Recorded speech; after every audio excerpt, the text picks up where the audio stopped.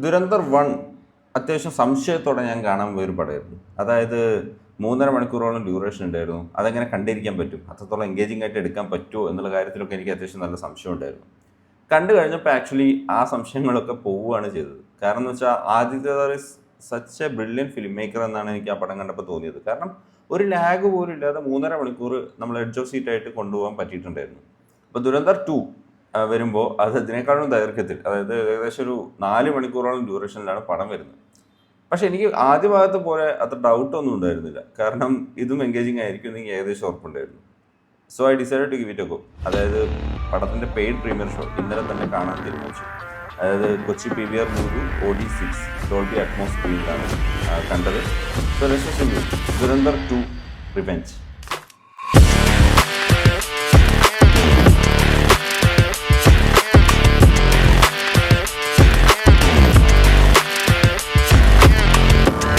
Dhurandhar 2 is a fantastic film, അങ്ങനെ തന്നെ പറയാം. കാരണം 4 മണിക്കൂർ ഒട്ടും ലാഗ് ഇല്ലാതെ അത് പ്രസന്റ് ചെയ്ത് വെച്ചിട്ടുണ്ട്. ഇപ്പോൾ ഈ ദുരന്തർ 2ലേക്ക് വരുമ്പോൾ നമുക്ക് ഏകദേശം സ്റ്റോറിയൊക്കെ ഏകദേശം പ്രഡിക്റ്റ് ചെയ്യാൻ പറ്റിയ രീതിയിലായിരുന്നു പോയിരുന്നത്. കാരണം ദുരന്തർ 1ൻ്റെ എൻഡിങ് ഇനി എന്താണ് എന്ന് നമ്മളെ കാണിച്ചുകൊണ്ടാണ് എൻഡ് ആയിട്ടുള്ളത്. അപ്പോൾ ദുരന്തർ 2 വരുമ്പോൾ എങ്ങനെയാണോ നമ്മൾ വിചാരിച്ചത് അതൊക്കെ തന്നെയാണ് ഏകദേശം വന്നു പോകുന്നത്. പക്ഷെ എന്നാൽ പോലും അതിൻ്റെ ബാക്ക് സ്റ്റോറീസ്, അപ്പോൾ അത് റിലേറ്റഡ് ആയിട്ട് വരുന്ന സീൻസൊക്കെ അടിപൊളിയായിട്ട് മേക്ക് ചെയ്ത് പോയിട്ടുണ്ട്.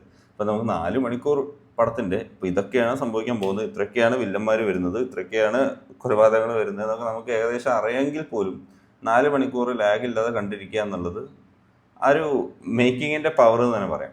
ഇനി ഫസ്റ്റ് പാർട്ടിൽ നിന്ന് സെക്കൻഡ് പാർട്ടിലേക്ക് വരുമ്പോൾ വരുന്ന കുറച്ച് ഡിഫറൻസസ് കാര്യമായിട്ടുള്ളത് മെൻഷൻ ചെയ്യാം. ഇപ്പോൾ ഏകദേശം ഒന്ന് പറയാനുള്ളത് മ്യൂസിക്കിൻ്റെ കേസാണ്.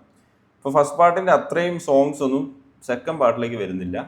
ഫസ്റ്റ് പാർട്ടിൽ വരുന്ന ഒരു മ്യൂസിക്കും സെക്കൻഡ് പാർട്ടിൽ വരുന്നില്ല.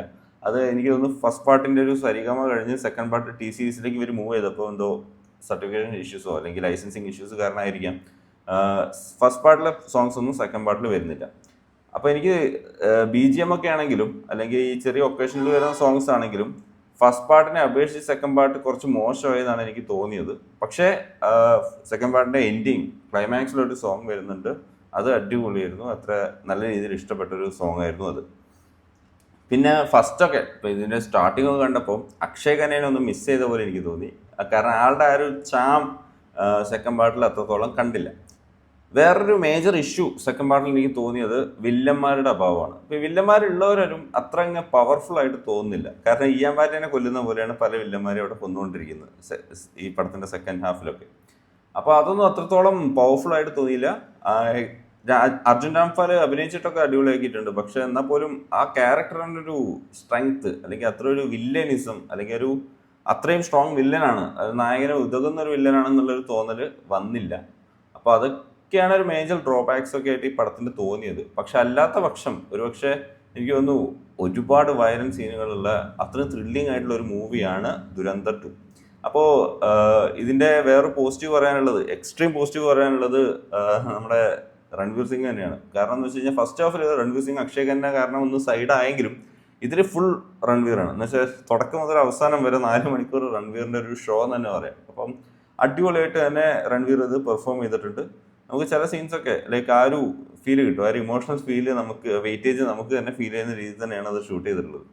സോ അതൊക്കെ ഭയങ്കര ഹ്യൂജ് പോസിറ്റീവ്സ് ആയിട്ട് തന്നെ എനിക്ക് പറയാം. മേക്കിങ്ങിനെ പറ്റി എഡിറ്റിങ്ങിനെ പറ്റി ഒന്നും പറയണ്ടല്ലോ. കാരണം ഇറ്റ്സ് ലൈക്ക് ഫാസ്റ്റ് പേസ്ഡ്. ആ 4 മണിക്കൂർ നമ്മൾ ഫീലേ ചെയ്യുന്നില്ല.